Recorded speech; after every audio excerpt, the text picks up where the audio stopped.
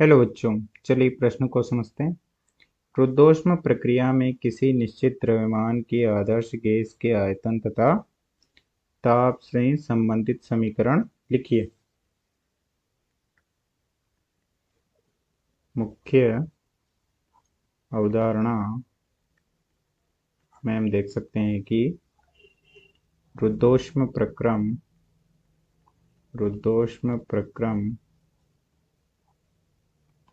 ऐसा प्रक्रम है जब किसी ऊष्मागतिकी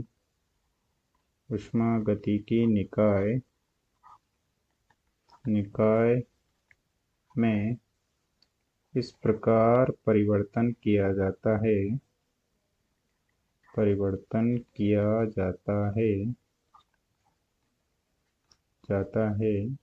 कि निकाय व परिवेश के मध्य ऊष्मा का विनिमय नहीं होता है, अर्थात डेल्टा Q बराबर 0 तथा रुद्धोष्म प्रक्रम के लिए अवस्था समीकरण निम्न प्रकार दी जाती है, जो कि होती है P v की घात गामा बराबर नियत।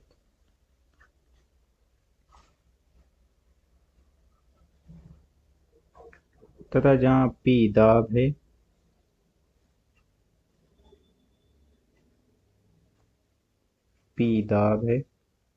V आयतन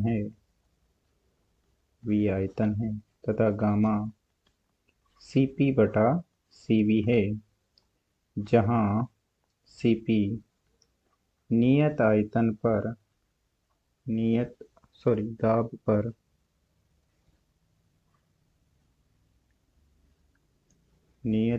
दाब पर सामान्य अथवा मोलर विशिष्ट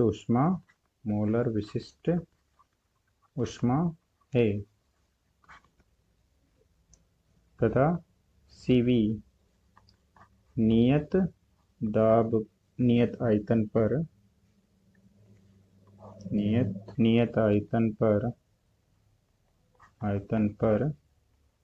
सामान्य अथवा मोलर विशिष्ट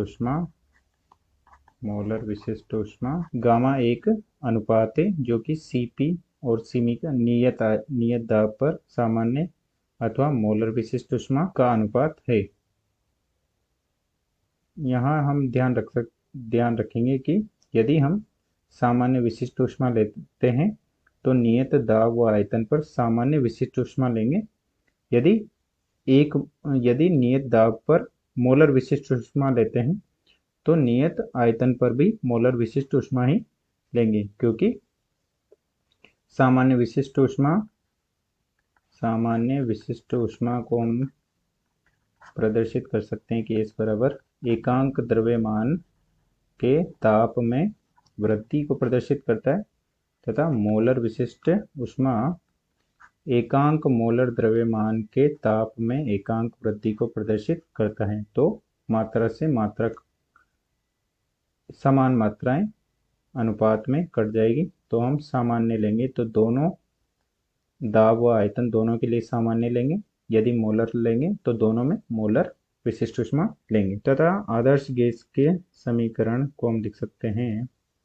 आदर्श गैस समीकरण में हम लिख सकते हैं Pv बराबर nRT तथा निश्चित द्रव्यमान तो मात्रा n स्थिर होगी।